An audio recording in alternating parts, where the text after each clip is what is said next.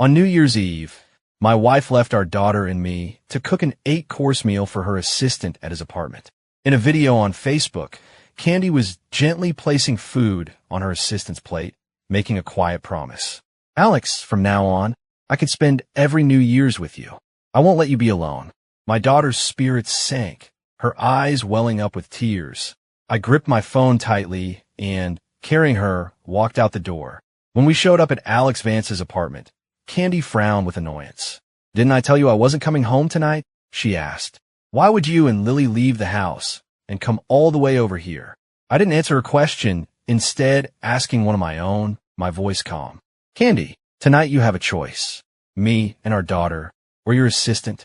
If you choose us, you'll come home with me right now." I paused, shooting a cold glare at Alex. "If you choose him, we're getting a divorce." The words hung in the air, and the atmosphere in the room instantly froze. Alex reached over and turned off the cheerful New Year's Eve broadcast on TV, then crossed his arms and stared at me with a defiant smirk. Candy was so furious, she actually laughed. "Sonny, it's New Year's Eve. Do you really have to make a scene? Alex is all alone in Chicago, a city where he knows no one. What's so wrong with me, keeping him company, threatening me with divorce? You're being incredibly selfish." The accusations rained down on me, one after another. A bitter feeling swelled in my chest. Over the last 6 months, Candy and I had fought dozens of times because of Alex. A single phone call from him was enough to pull Candy away at a moment's notice. If it was raining, she had to bring Alex an umbrella. If it was his birthday, she had to buy him a gift. And tonight, a night meant for our family to be together, she abandoned our daughter and me simply because Alex said he was lonely. I squeezed my daughter's small hand and took a deep breath. "So you're choosing Alex?" Before Candy could answer, a crowd of people poured into the apartment, cheerfully greeting Alex. He grinned and bumped his shoulder into mine a couple of times. "Come on, Sonny. Candy is just looking out for her employee, so don't make a scene. My friends are here now, so I can't really host you." Then he leaned in close to my ear and let out a mocking laugh. "You're just embarrassing yourself." I clenched my fists. Candy got up and started passing out snacks to her guests, bustling around to get them plates and silverware. She was smiling, full of holiday cheer, acting every bit the part of the lady of the house. Someone nudged Alex playfully. "Hey, Alex, is this your better half?" Candy's face instantly flushed, and Alex just grinned and played along, not denying a thing. In the boisterous living room, my daughter and I were treated like we were invisible. I picked Lily up and walked out without saying another word. On the way home, I sent a message to my lawyer, asking him to draft the divorce papers. My daughter finally broke down and started to cry. "Daddy, is it because I was bad? Is that why Mommy doesn't want us anymore?" I gently stroked her hair, but said nothing. It wasn't our fault. Candy's heart had simply changed. We had a quiet New Year's Eve dinner, and I put Lily to bed. Candy didn't come home until after midnight, reeking of alcohol. I calmly held out the pen and the papers. "Sign them. We'll file for divorce after the holidays." Instead of taking them, Candy wrapped her arms around mine, her voice turning sweet. "Honey, Alex didn't even go home for the holidays because of work. As his boss, I felt I should do something. I know I was unfair to you and Lily tonight, and I promise it won't happen again. You and our daughter are the most important people in the world to me." As she spoke, she pulled out a small velvet box. Inside was a pair of matching diamond rings. She carefully took my hand and gently slid one on my finger. "You can't talk about divorce on New Year's. Tomorrow, I promise I'll spend the whole day with you and Lily." Looking at Candy's radiant smile, I felt a storm of conflicting emotions. After every fight, she always found a way to apologize and smooth things over. It made me give in time and time again. I pushed her away and walked into the bedroom without a word. While Candy was in the shower, a photo popped up on my phone. It showed her and Alex surrounded by a crowd, suggestively biting into the same cherry. A message from Alex followed, practically gloating. "Hey, Sonny, we had a great time tonight. Happy New Year to you, too." I gave a bitter laugh and pulled the brand new diamond ring off my finger. The next morning, Lily was thrilled to put on the new dress Candy had bought her, looking just like a little princess. Our family was all ready to head out for a day trip to a historic town nearby when the doorbell rang. Alex was standing at the door, looking pathetic, his voice full of envy. Candy, are you guys going out? Can I maybe come with you? I'm all by myself. I cut him off without a second thought. You seem to have plenty of friends last night. If you have no one to hang out with, stay home. Don't bother us. With that, I took Lily and Candy's hands to lead them out. Tears immediately filled Alex's eyes, and his voice cracked. Sonny, I know you don't like me. I'm sorry. I won't bother Candy anymore. Candy quickly pulled her hand away from mine and grabbed Alex's arm to stop him from leaving. Alex, Sonny didn't mean it like that. Looking at Alex's hurt expression, her voice instinctively softened. Where do you want to go? I'll take you. A triumphant smirk quickly formed on Alex's lips as he shot me a defiant look. I coldly took Candy's arm. You promised last night you would spend the day with me and Lily. But Candy shoved me away, her brow furrowed in anger. I could spend time with you guys anytime. How can you be so heartless as to leave Alex all by himself during the holidays? Sonny, can't you be more considerate for once and just let him have this? With that, she took Alex's hand and said gently, let's go. It wasn't until their figures disappeared down the hall that Lily glumly wrapped her arms around my legs. I forced a smile.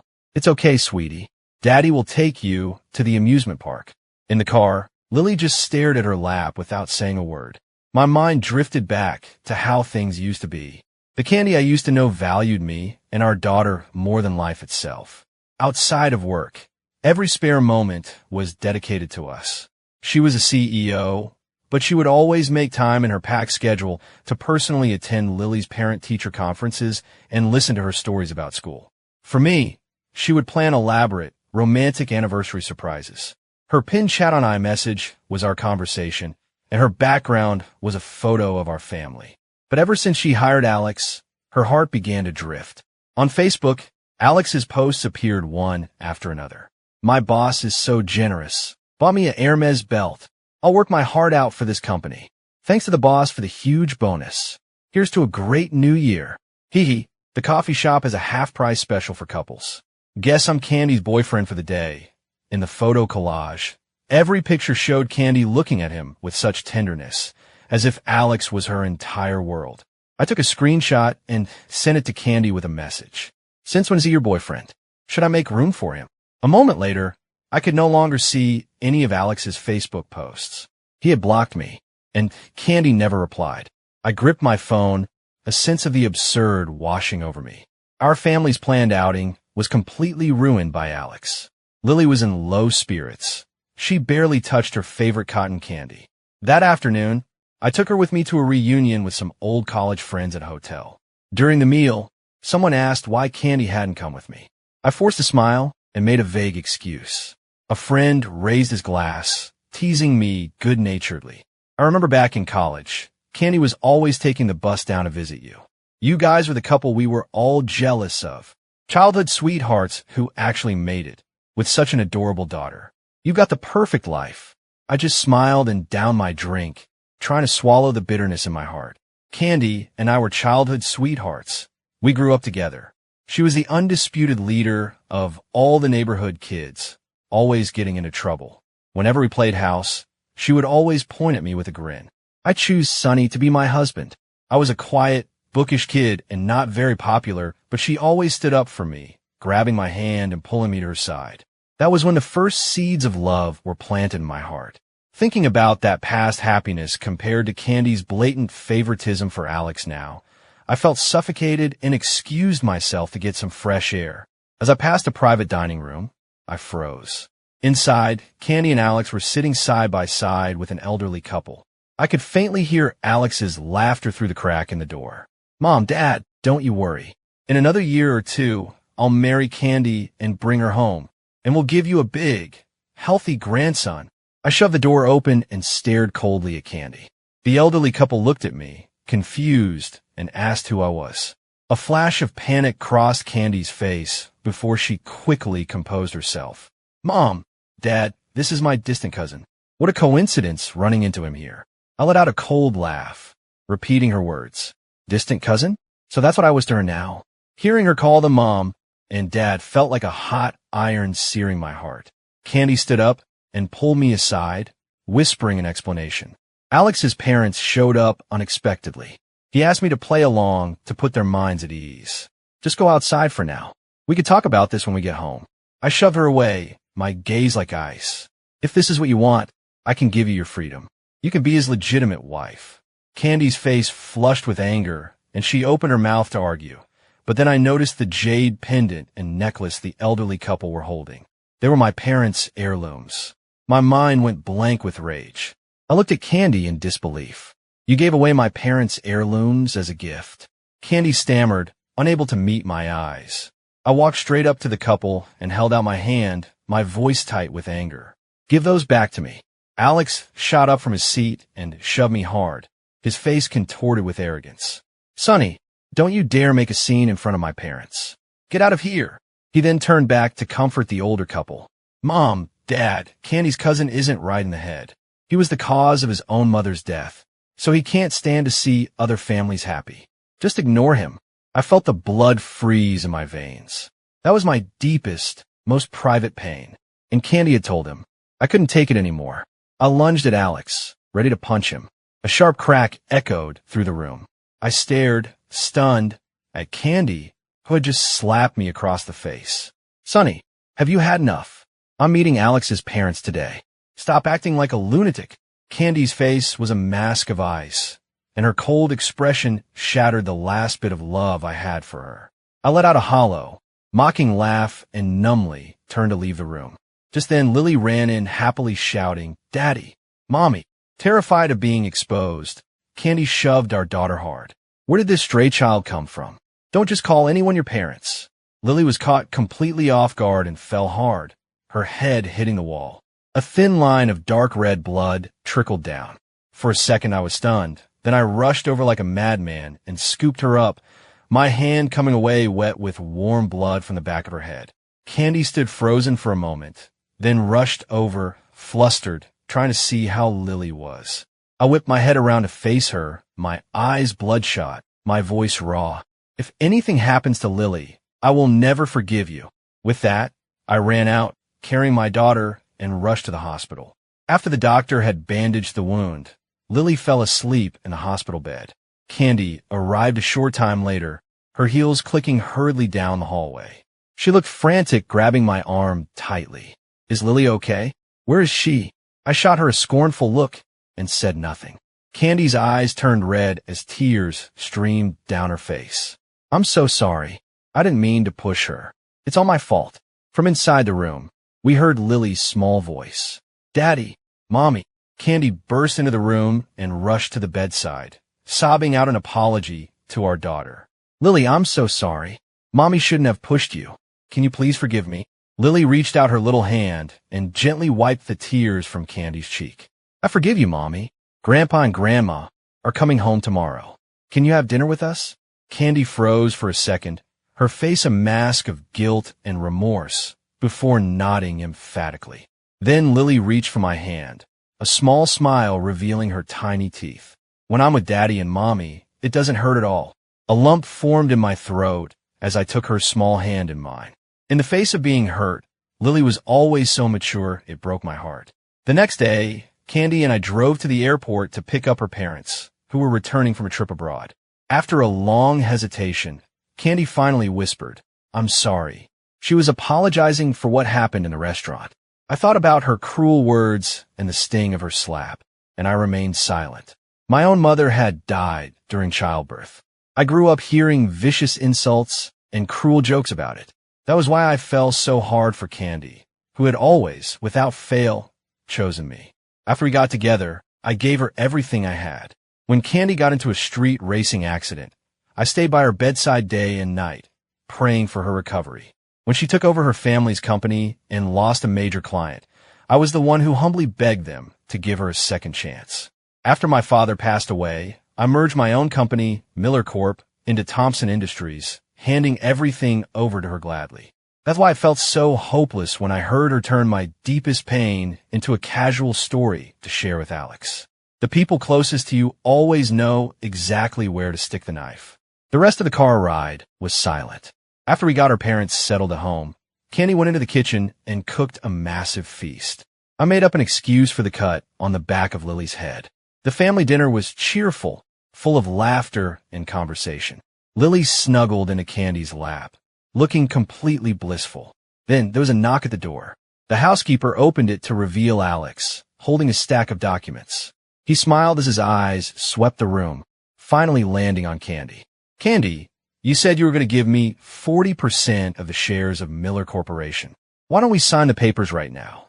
After the scare Sonny gave my parents yesterday, I suppose I can accept these shares as compensation. I shot to my feet, my voice tight with suppressed rage as I questioned Candy. You're giving shares of my family's company to Alex? Her father put down his fork, his expression grim. Candy, what is this all about? A flicker of panic crossed Candy's eyes before she regained her composure. You made such a scene at the restaurant yesterday. Alex's parents were terrified. They nearly had heart attacks. It's not easy for Alex, trying to make it on his own in the city. It's only right to give him some shares as compensation. My fists tightened, my anger flaring. Those are my family's assets. You're giving them away without even asking me. Candy's expression hardened. You signed Miller Corp over to me years ago. How I manage its assets is my business, and you have no right to question it. I stared at her, suddenly realizing that the woman I had loved for more than a decade had become a complete stranger. Her parents watched this disaster unfold, about to intervene, when Alex placed another document on the table with a smirk. Sonny, Candy's been with you for a long time.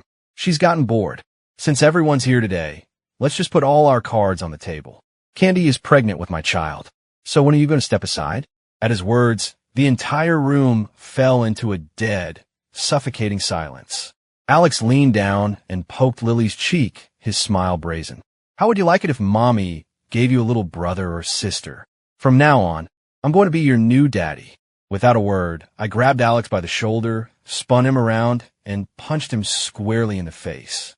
There was a dull thud as he staggered backward, blood pouring from his nose. His eyes blazed with fury. You dare hit me? I wiped my knuckles, my eyes fixed on Candy, a sarcastic smile on my face. Your lover is here demanding to be recognized. I think it's time we set a date to finalize the divorce. The color drained from Candy's face as she scrambled to her feet. Honey, please let me explain. Nothing happened between us. I'm not pregnant. Alex cut her off, his voice rising in indignation. Candy, don't be afraid of him. I'll take care of you. I used one of your pregnancy tests after you went to the bathroom. It was positive, and the blood work from your physical yesterday confirmed it. You're pregnant. With a trembling hand, Candy picked up the report from the table. As she read the words, she swayed on her feet. She pointed a shaking finger at Alex. So that's why you wanted me to go with you for your blood test. Alex wiped the blood from his nose and grinned smugly. I swapped your birth control pills with vitamin C tablets. Candy, I'm serious about you. Just divorce this old man, Sonny. I'll love you forever. My mother-in-law was so enraged, she marched up to Alex and slapped him hard across the face. You shameless homewrecker, acting so proud of yourself. Candy and Sonny are childhood sweethearts. Their relationship is not something a piece of trash like you can destroy. Get out. Get out of my house. Alex clutched his cheek and shoved her back. Candy told me herself that she likes me. I'm just fighting for the person I love. You old hag, don't you tell me what to do. My mother-in-law was so stunned by his audacity that she could only stand there, chest heaving, speechless. My father-in-law helped steady her, then turned his icy gaze on a pale-faced Candy. You'll clean up this entire mess before you even think about seeing me or your mother again. Until then, we will be taking care of Lily. He shot a look at the arrogant Alex and snorted in disgust. As far as we're concerned, we only have one son-in-law, and that's Sonny. With that, he gave my shoulder a supportive squeeze, picked up a crying Lily, took his wife's hand, and walked right past Alex, as if he were a piece of trash on the sidewalk. The room fell silent. I took out the divorce papers and placed them wearily on the table in front of Candy. Sign them. We're done. Candy's eyes instantly turned red.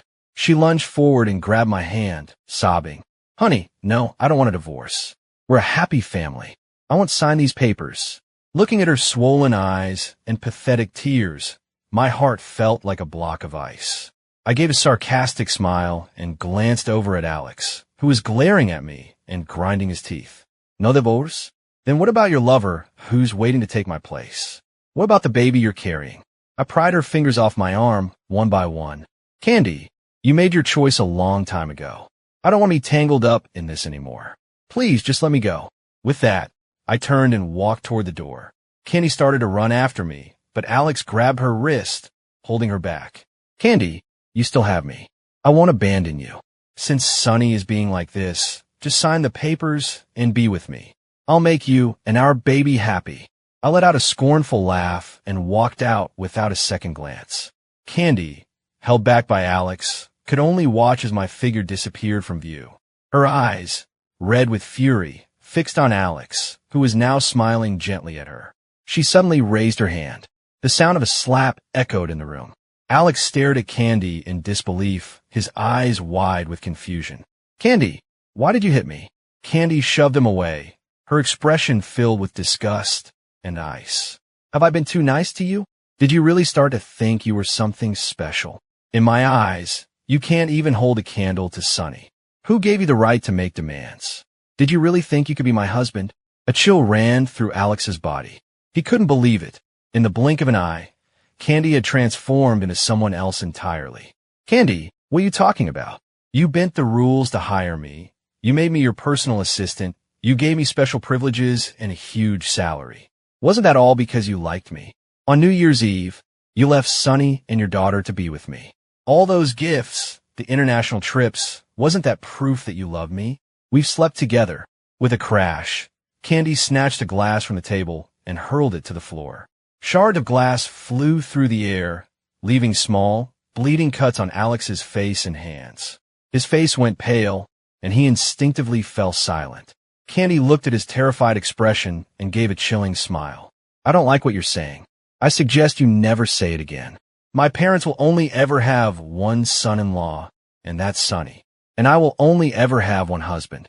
You're young, you're not bad-looking, so I decided to have a little fun with you. That's all. But to be my husband, you're not worthy.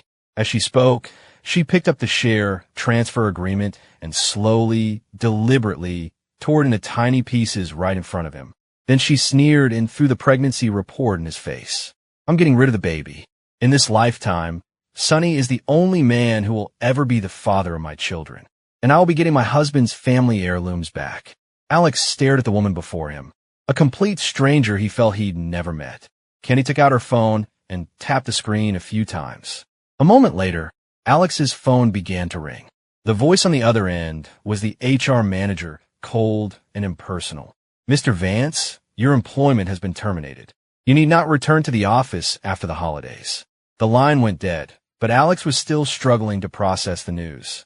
Then his parents called, their frail voices choked with sobs.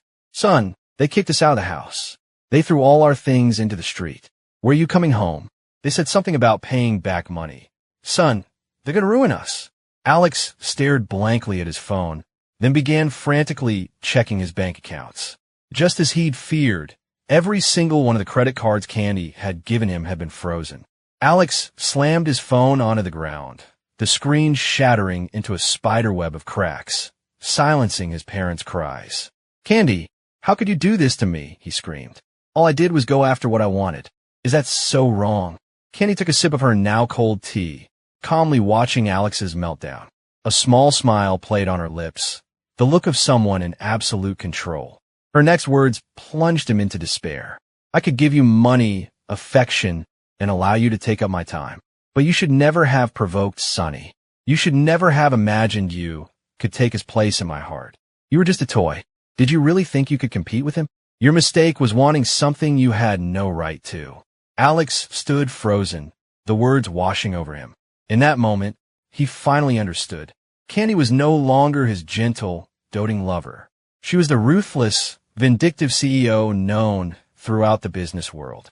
He lunged at her in a fit of rage, but she slapped him hard across the face and then smashed a wine bottle over his head.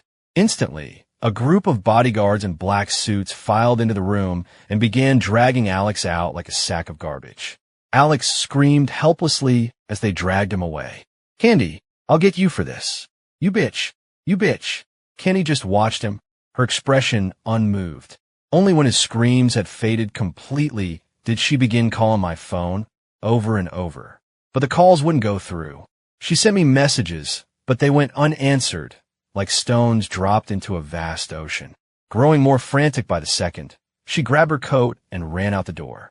At the old Thompson family estate, Lily was nestled in my arms, her little hands wrapped tightly around my neck. My mother-in-law's eyes were red as she took my hand. "Sonny, my dear boy, I am so sorry you had to go through this. I never imagined Candy could be so foolish. She has brought shame upon the Thompson name." My father-in-law sighed heavily. "For generations, the Thompsons have been a family of integrity. We've never had a cheater among us. Candy has thoroughly disgraced me, but don't you worry. I'll make sure she ends things with that man and comes back to her family." I was silent for a moment before finally shaking my head. "Dad, Mom, I made up my mind.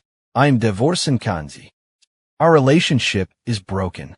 There's no going back. Over the past 6 months, she and Alex crossed the line too many times. I tried to stop it, but it was no use. It's better for both of us if we separate." Her parents opened their mouths to object, but their words died on their lips, replaced by weary sighs. Alex had been that arrogant right in front of them. I could only imagine how he acted in private. I continued, "I'm planning to take a trip abroad for a while to clear my head. When I get back, we'll file the papers. I'm sorry to have caused so much trouble for you both during the holidays." Lily shyly took my hand. "Daddy, I want to go with you." I smiled and stroked her cheek. "You stay here with Grandpa and Grandma. Daddy will be back." Lily shook her head stubbornly. "I don't want to see Mommy right now. I want to stay with you." My eyes started to burn. Ever since I'd stepped back from my own career to support Candy's and become a stay-at-home dad, I had poured every ounce of my being into my wife and daughter. For the last 6 months, Lily had watched Alex humiliate me. She had watched me swallow my pride time and again, trying to win Candy back. She had watched Candy cross every boundary to choose Alex instead. She was only a child, but she understood everything. I pulled Lily into a tight hug, fighting back the tears. As we left, her parents stood in the doorway, waving. "Sonny, come back when you're feeling better. You can always reconsider things with Candy." I nodded and got into the car with Lily to head for the airport. During the drive, my mind kept flashing back to my past with Candy. When other kids called me bad luck, she would stand in front of me and defend me fiercely. In grade school, she would bribe my desk mates with snacks so she could sit next to me. In college, we were in different states, but she would take the bus to visit me every chance she got, always making me feel secure. When my father died, she stayed by my side in silence, telling me she would love me forever. After we were married, she was the one who suggested we start a family, and she gave me my wonderful daughter. Every memory was as clear as if it had happened yesterday. Sometimes, I still couldn't understand how we had ended up here. I looked at the endless stream of calls and messages from Candy lighting up my phone, and a wave of exhaustion washed over me. I switched my phone to Do Not Disturb. No matter what happened next, we both needed time to cool down. Meanwhile, Candy retrieved my parents' heirlooms, scheduled an appointment for an abortion, and then raced to her parents' estate. She wanted to tell me that she had cut all ties with Alex, that she would never have anything to do with him again. She would make him return every single gift she had ever given him. She wanted to tell me she had no feelings for him anymore, that from now on, she would be completely devoted to our family. Picturing me accepting her apology, Candy even allowed herself a small smile. But when she arrived at the estate, the house was empty. There was no sign of me or Lily. Her parents' faces were like thunderclouds. No matter how much Candy pleaded, they refused to tell her where I had gone. "Candy, you went too far this time. You can't blame Sonny for being angry. This family does not behave the way you have. You need to take a long, hard look at yourself." Her mother scolded her, her voice full of disappointment, before taking her husband's arm and heading upstairs. The butler then politely escorted a stunned Candy to the door. Her heart plummeted. It felt as if the entire world had abandoned her. Sonny was gone, her daughter was gone, and now even her own parents had shut her out. She clutched the necklace and jade pendant in her hand and sank to her knees in front of the gate. She hoped her parents would take pity on her and tell her where I had taken our daughter. A full day and night passed, but her parents never appeared. She fainted from exhaustion several times, only to jolt awake again. Her dreams were filled with the smiling faces of her husband and daughter. Candy stumbled to her feet and made her way to the hospital for the procedure. She had just been wheeled out of the operating room, weak and lying in a hospital bed, when she got an urgent call from her office. "Ms. Thompson, something's happened. You need to look at what's trending on Twitter." A terrible feeling washed over her. The #1 trending topic was an explosive story posted by Alex. Dozens of intimate photos, private pictures of her, were plastered all over the internet for everyone to see. The locations were varied, the details explicit. Hotels, Alex's apartment, even the break room at the office. Candy's face was perfectly clear in every shot. Online, Alex was playing the victim, claiming he had been sexually harassed by his female boss from the moment he started his job. He said the powerful CEO had seduced him with false promises, then retaliated when he tried to end it.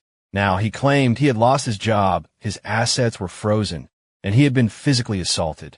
He was releasing these photos, he said, as a desperate plea for help and justice. Multiple media outlets picked up the story, eager for the first big scandal of the new year. The internet exploded with outrage, and the stock price of Thompson Industries plummeted. Candy gripped her phone, her teeth clenched in fury. A toxic brew of regret and hatred churned inside her. Meanwhile, Lily and I were traveling through Europe, visiting several different cities. Lily was a quiet companion, seeming to enjoy the slower pace of our days. Then one night, she woke up from a nightmare, crying out for her mother. She clung to my neck, tears streaming down her face. "Daddy, I miss Mommy and Grandpa and Grandma." I nodded and held her close. "Okay, sweetie, I'll book our flight. We'll go home tomorrow." Lily was such a good kid. She didn't hold a grudge against her mother. She had been happy just to come on this trip with me. A child's love is so clear, so simple. When we landed, her parents were at the airport to meet us, and Candy was with them. In the 2 weeks we'd been gone, they all seemed to have aged, especially Candy. She was much thinner, with dark circles under her eyes, and she looked at me with tears welling. Lily called out to her in a small voice. At that, Candy broke down completely, pulling our daughter into a hug she wouldn't release. After a welcome home dinner, Candy and I took Lily back to our house. The house looked exactly the same, but I knew that the close-knit family that had once lived here was gone forever. The housekeeper took Lily to her room to read a book. I sat down and stubbornly pushed the same divorce papers across the table to Candy. "Sign it." Her eyes were red and swollen, and her hands trembled as she looked at me, her expression pleading.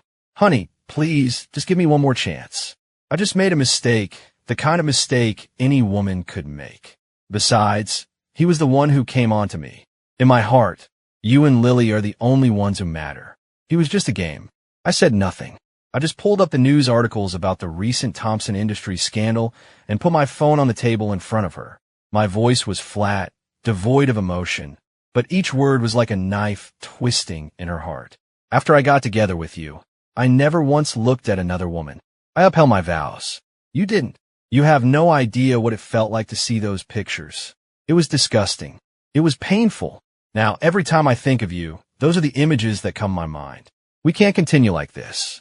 Candy's tears began to fall even faster. She grabbed my hand, her words tumbling out in a rush. "I've already handled it. I sent Alex back to his hometown. The whole scandal has died down. Can't we just pretend none of it ever happened?" Then, as if remembering something, she hurried into the study and came back holding my parents' heirlooms, presenting them to me as if expecting praise. "I got them back. They're safe. I promise I will never make a mistake like that again." I took the necklace and the pendant from her, then I played a video on my phone. The moment she saw it, Candy froze. The video showed a 20-year-old Candy, wearing a birthday hat, making a wish over her cake. "I wish that Sonny and I will be together forever. I will never love anyone else, and I will never betray him. We're going to grow old together, and even when we're a wrinkly old man and woman, we'll still be in love." On the young girl's face was a look of absolute conviction, a determination to challenge time itself with the strength of her love. And the awkward boy beside her had blushed, his eyes full of a promise to follow her anywhere. It was a memory of pure, beautiful youth, of a clean and perfect love. But vows fade, and reality eventually tarnishes them. I put my phone away and stood up. You broke your promise. I don't want your tainted love. If you don't sign these, I'll have my lawyer file them with the court. The choice is yours. Without another glance at the stunned, weeping Candy, I turned and walked out the door. A short time later, the signed divorce papers arrived. The proceedings went smoothly. I agreed to give Candy full custody of Lily. In that house, with her mother and her grandparents, she would have a better life than she would with me. I took back control of Miller Corp and threw myself back into my work. I had given up my career to take care of Candy and our child. But now, I had to work hard again to build a future for my daughter. The day the divorce was finalized, Candy's parents held my hands, their faces etched with sadness and regret. I smiled and tried to comfort them. Dad, Mom, even though we're divorced, I'll still be your son. The Thompsons and the Millers have been friends for generations. Candy's parents had always treated me like I was their own flesh and blood, a kindness I would never forget. Candy watched me, a lonely expression on her face, biting her lip to keep from crying. Our story had finally come to an end. After that, I poured all of my energy into my work. Under my leadership, Miller Corp's profits doubled, and we landed several major new contracts. The once thriving company was flourishing again now that its rightful owner was back at the helm. On Lily's birthday, I presented her with a share transfer agreement. I signed over 50% of Miller Corp to her name. It was my gift to her, a foundation for her future. When Lily saw me, she ran up and jumped into my arms for a hug. I had moved into a new place, and we hadn't explicitly talked about the divorce. As we were cutting the cake, she leaned in and whispered in my ear, "Daddy, you and Mommy are divorced, aren't you?" I froze. "How did you know that?" She looked at me, her expression serious. "I found the papers in your desk drawer. Daddy, it's okay. I know that even if you're not together, you both still love me. I just want you both to be happy." A lump formed in my throat, and I pulled her into a tight hug. When it was time for a family photo, Lily snuggled into her grandmother's lap, holding my hand with one of hers and Candy's with the other. Her little face was bright with a happy smile. Lily loves Daddy and Mommy and Grandpa and Grandma the most. I gently squeezed her cheek and smiled for the camera. The past was in the past. The dust had settled. All that was left was to look forward to a brighter tomorrow.